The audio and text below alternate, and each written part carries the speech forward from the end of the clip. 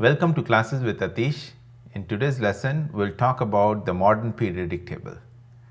The modern periodic table is based on modern periodic law, which states that physical and chemical properties of elements, they are a periodic function of their atomic number. Okay? After some fixed intervals, the properties of elements will repeat itself if they're arranged in a certain way in order of their increasing atomic numbers. Okay?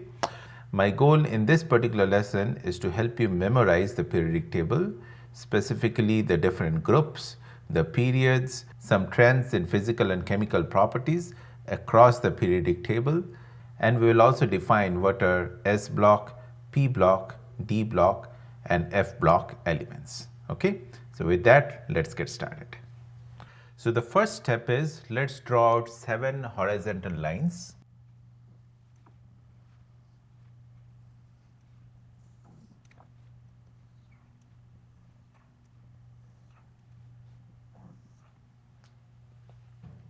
Okay, so these 7 horizontal lines define the 7 periods or 7 principal quantum numbers. Okay, so let's probably we'll write them down. So period 1, 2, 3, 4, 5, 6, and 7. Okay. Now the next step is to draw 18 vertical lines which will define our 18 groups.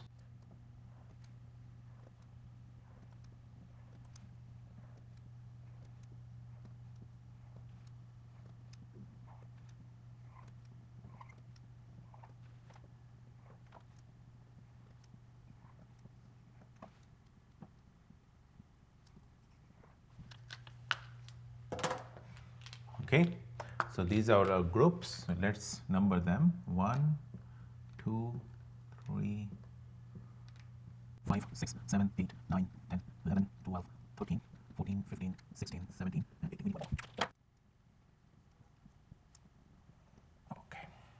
Okay. So in group 1, we start with hydrogen. Okay. We go lithium, sodium, potassium, rubidium, cesium, and francium. Okay.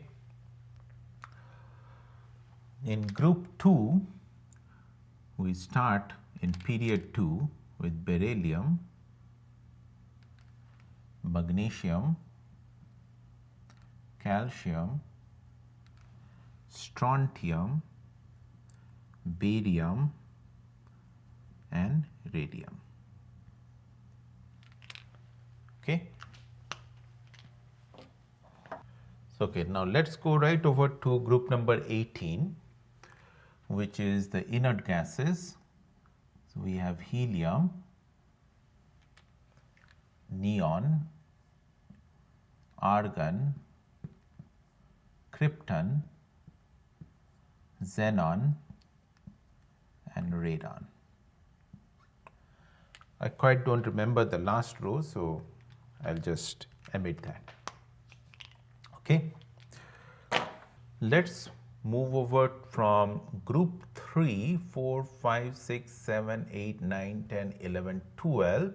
Let's go to the group 13, period 2.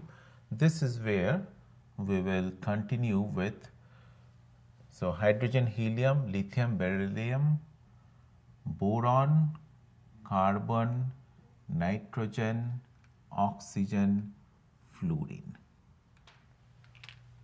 Okay.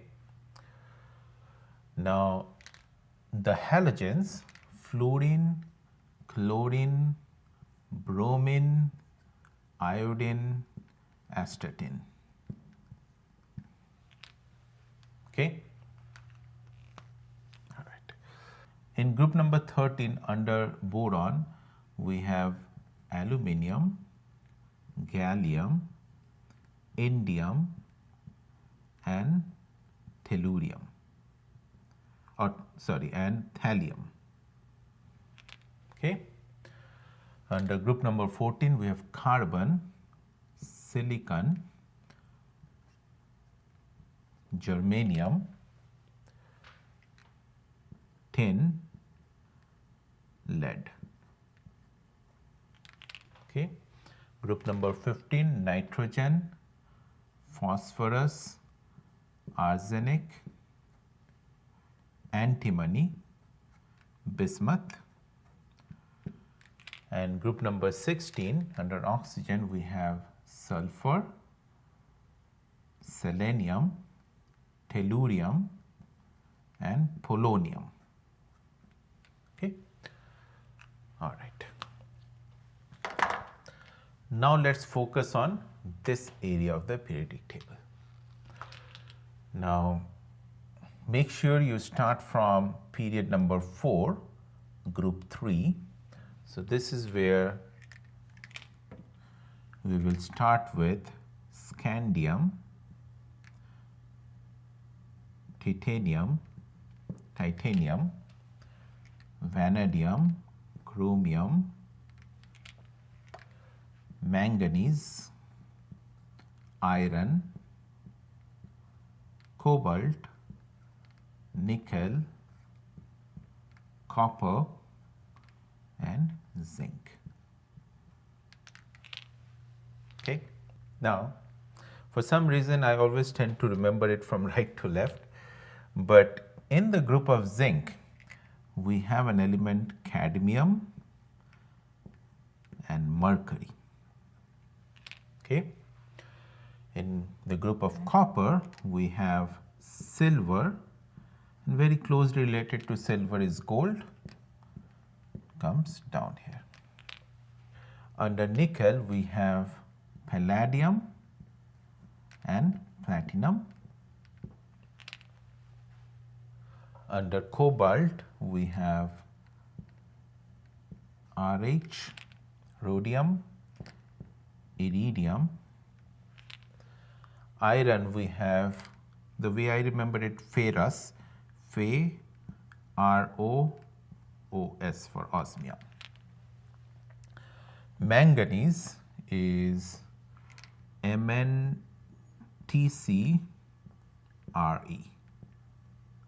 Okay. Chromium, we have molybdenum and tungsten. Vanadium, we have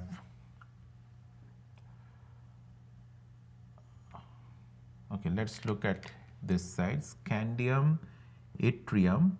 Now these two are easy to remember because those are the first elements of the lanthanide and actinide series. So lanthanium and actinium. Okay. Now just beside lanthanium, we have hafnium, and this is rutherfordium, and I believe this is zirconium. Under vanadium, we have niobium and Ta, tantalum, I believe. Okay. So these are all the elements that I remember, and different people have different ways to remember. I have some acronyms, but those are in my native language, so I'm not going to share that on this video. But more and more you practice, maybe you make this grid at home and keep filling up the blanks, you will get a hang of it, and eventually you will remember most of the periodic table. I know today you have the periodic table readily available during your exams, and you can refer to that, but there's nothing like keeping it in your mind, so that way many things becomes very easy, because you exactly know where your element lies, which group, which period, what's their electronic configuration. There are a lot of advantages to having a fair bit of idea about the periodic table and getting it in your head. Okay. Now let's talk a little bit about how to get to the atomic numbers very easily from the periodic table. Now what I recommend you to remember is these set of numbers 2, 8, 8, 18, 18, 32. Now you will know that these are the maximum number of electrons that are allowed on each orbit, or for n equals 1 where n is our principal quantum number, what is the for n equals 1, 2, 3, 4, 5 and 6. In fact, I can also write 7. What's the maximum number of electrons that can be occupied in each of these shells? Okay. So with that known, hydrogen we know we start with 1. That's the atomic number of hydrogen. And helium is 2. Very simply, 1 plus 2 will give you lithium's atomic number. 3 plus 8 will give you sodium's atomic number. 11 plus 8. So you can see the trend. 11 plus n equals 3 is 8. So 11 plus 8, 19 will give you potassium's atomic number. So 19 plus, for 4 you have 18. So if you add 18 to 19, you get 37, which is rubidium's atomic number. Now 37 plus 18 is 55, is cesium's atomic number, and 55 plus 55 plus period 6, we add 32, so 87 is francium's atomic number. Okay? Okay. Similarly here, 2 plus 8 is 10, 10 plus 8 is 18, 18 plus 18 is 36, 36 plus 18 is 54, 54 plus 32, 54 plus 32 is 86. Okay. So easy way to remember the atomic numbers, at least for group 18 and group 1.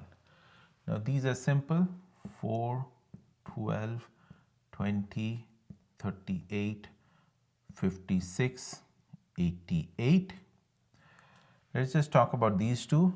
This is 57, this is 89.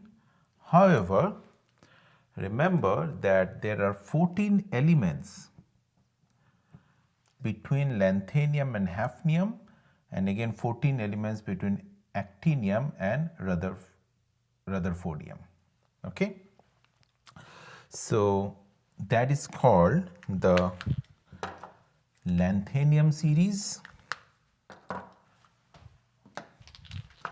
That is called the lanthanum series and actinium series, or the lanthanides and actinides. So lanthanum series will start from 57 and end in 71, and actinium will start 89 and end in 103. Okay. So therefore hafnium's atomic number is 72 and rutherfordium's atomic number is 104. Okay. Now scandium is 21, titanium 22, vanadium 23, chromium 24, manganese 25, iron 26, cobalt 27, nickel 28, copper 29, zinc 30. Okay. Now these ones: boron 5, 6, 7, 8, 9, 13, 14, 15, 16, 17. So for your grade 11, 12, I would recommend at least remember all the elements in sequence up until, I would say, up until krypton 36. Okay. So at least you have at least you have periods 1, 2, 3, 4 completely memorized. Okay. So gallium 31, germanium 32, arsenic 33, silicon 34, bromine 35. Okay. Now we say the last electron, also called the differentiating electron, if it enters S subshell, then we call those elements to be S block elements. If the last electron enters the P subshell, then we call those elements P block elements. And if the last element similarly enters D subshell, then they are called D block elements, and similarly F block elements. Okay? Okay. So let's look at hydrogen. Hydrogen is simple. I will use this space. Hydrogen's electronic configuration is 1s1. So the last electron enters the S subshell, so hydrogen is in the S block elements. Okay. Similarly, let's take example of lithium. Lithium's atomic number is 3, so its electronic configuration will be 1s2, 2s1. So again the last electron entered the S subshell, so lithium is also S block element. Okay. Let's take example of potassium. Potassium electron configuration is, its atomic number is 19. So 1s2, 2s2, 2p6, 3s2, 3p6, 4, 10, 11, 12, 18 and 4s1. So again you see the last electron enters the S subshell. Now one common thing you will see, hydrogen is in period 1, so it ends in 1s1. Lithium is in period 2, it ends in 2s1. Potassium is in period 4, it ends in 4s1. Let's take example of beryllium now. Okay. Beryllium's atomic number is 4, so it's 1s2, 2s2. So again you see the last electron enters the S subshell, so this is also the S block element, and since beryllium is in period 2, it's in 2s2. Let's take example of calcium. Calcium's atomic number is 20, 1s2, 2s2, 2p6, 3s2, 3p6, 4s2. Okay. So again calcium is in period 4, so the last electron enters the 4th cell, and calcium is a S block element because the last electron enters the S subshell. So if you look closely, groups 1 and 2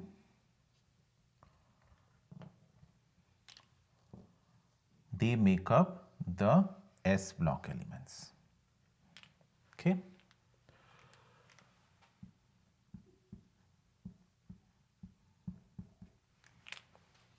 All right. So in the S block elements, so S block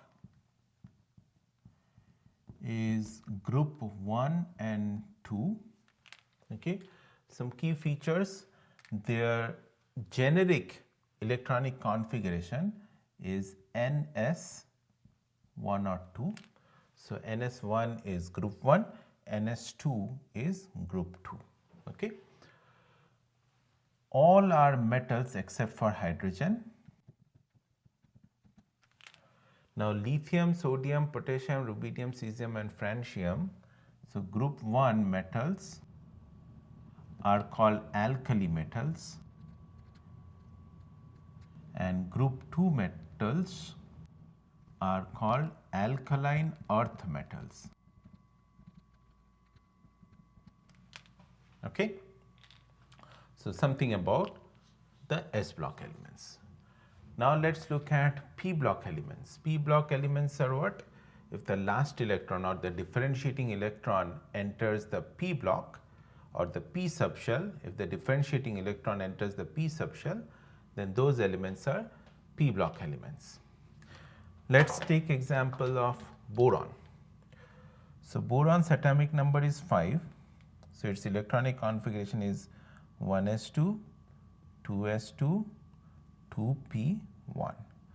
Last electron enters the p subshell, so boron is a p block element. Let's take example of fluorine. Fluorine is atomic number is 9, 1s2, 2s2, 2p5. Last electron entered the p subshell, so fluorine is also a s block element. Even neon, which is a inert gas or noble gas, that is also a p block element. Why? Because the last electron, 2p6 electrons, enters the p subshell. Okay. Similarly, if you take arsenic, arsenic's atomic number is 33. So instead of writing the whole thing, we can write argon's electronic configuration like this, and we can write 4s2. After 4s comes 3d, 3d10. So 18 plus 28, 30, another 3 are remaining, 4p3. Because the last electron entered the p subshell in the fourth shell, that's why fourth period, so arsenic is also a p block element. So for p block elements, the generic, let's write p block. So p block starts from groups 13 to 18. Okay, group 13 to 18 are all p block elements, and their generic electronic configuration is, you will see, it is ns2 np126.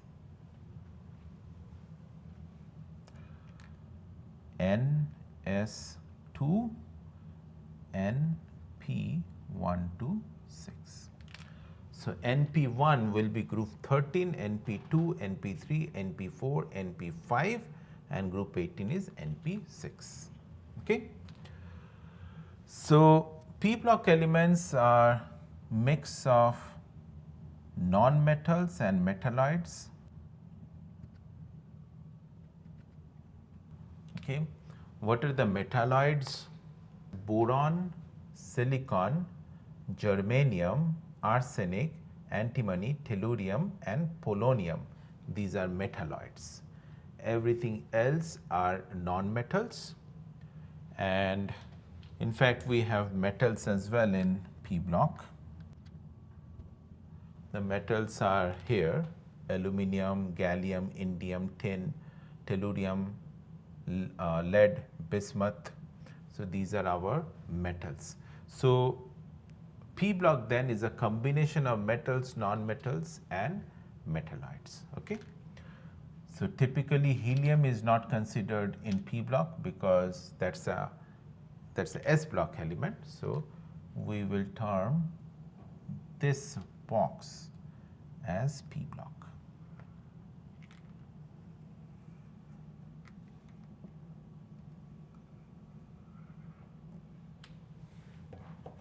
One thing to remember here is the S subshell is always full in p block. Okay. All right. Now let's look at group 3 all the way to group 12. These are called D block elements. Group 3 to 12. So for D block elements, the last electron, the differentiating electron, enters the d subshell. Okay. Let's take a look at scandium. Scandium, atomic number is 21. So 1s2, 2s2, 2p6, 3s2, 3p6, 4s2, 3d1, 4, 10, 12, 18, 19, 20, 21. Okay. So the differentiating electron entered the d subshell. Now, why do we write 4 after 3p? Why 4s comes? If you remember the off-bow rule, 1s, 2s, 2p, 3s, 3p, 3d, 4s, 4p, 4d, 4f, 5s, 5p. I don't need to go more than that for now. So 1s, 2s, 2p, 3s, 3p, 4s, then 3d, 4p, 5s. So after 4s, we need to fill the 3d subshell. Okay. So scandium is one example. Let's take example of zinc.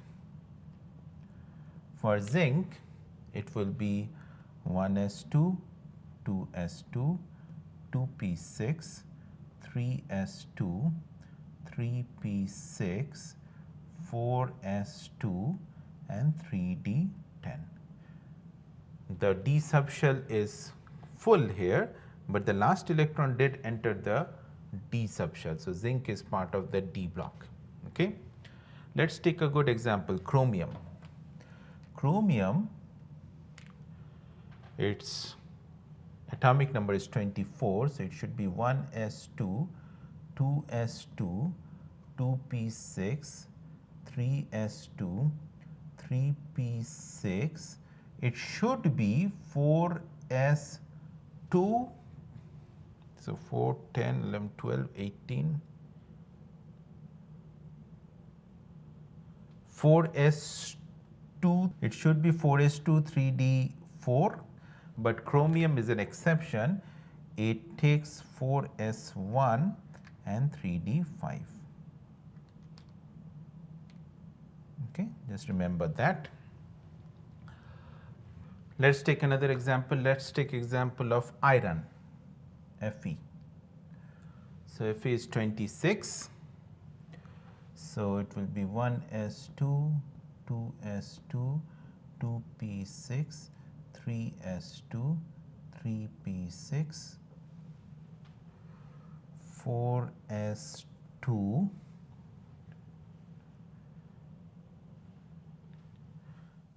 3d6. Okay.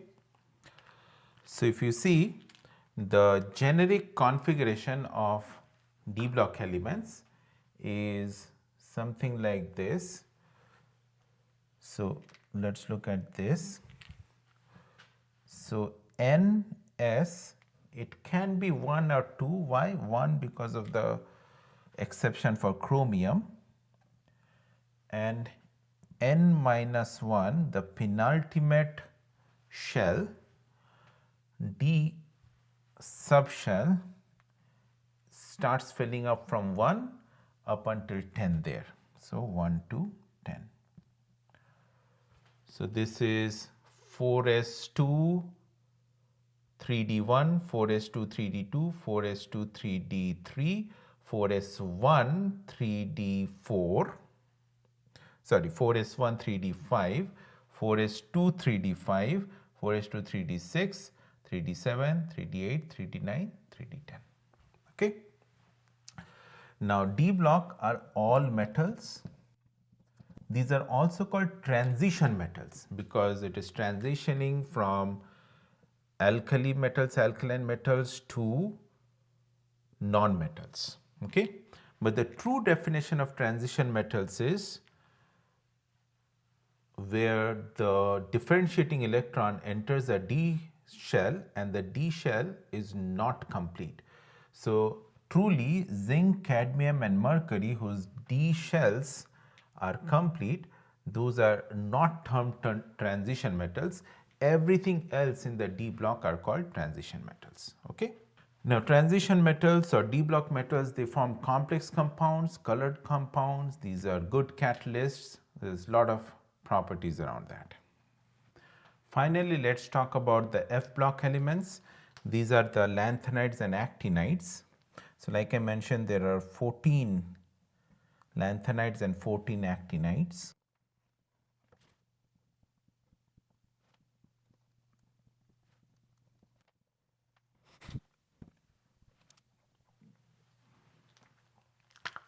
I don't remember all of these series, but few I remember: cerium, thorium, one stop uranium is a very important actinide. I think neptunium or something, and plutonium is another popular actinide. Now, key thing here, so let me write down maybe here F block.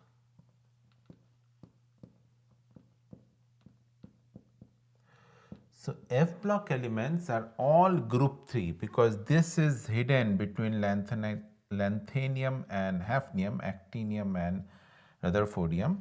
So, these are all group 3. Okay. Okay. For lanthanides, the differentiating electron enters the 4f subshell, and for actinides the differentiating electron enters the 5f subshell. Okay. Lanthanides are in the 6th period, actinides are in the 7th period. Okay. And these are mostly, and both of these are mostly radioactive metals, and many of them are man-made metals. And one key thing here is they do not have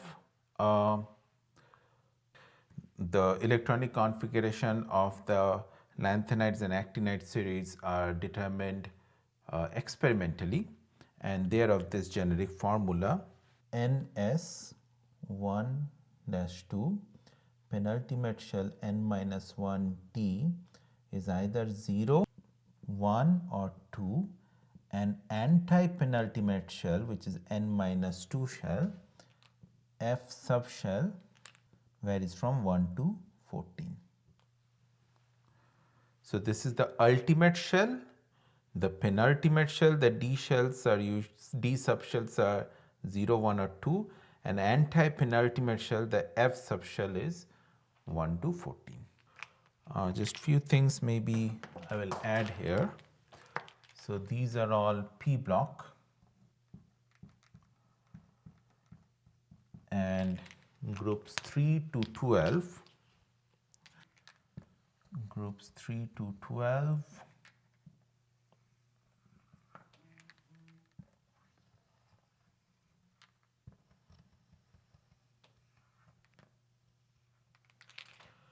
these are our D block elements, and these are F block elements. Okay. So, hope you found this useful. It is absolutely possible to remember the periodic table. Practice a lot, and there is a lot of value in remembering the periodic table, especially if you can remember what elements fall in the same group and which ones are S block, P block, D block elements and F block. It will be very, very helpful in your exams. Okay. So, until next time, cheers.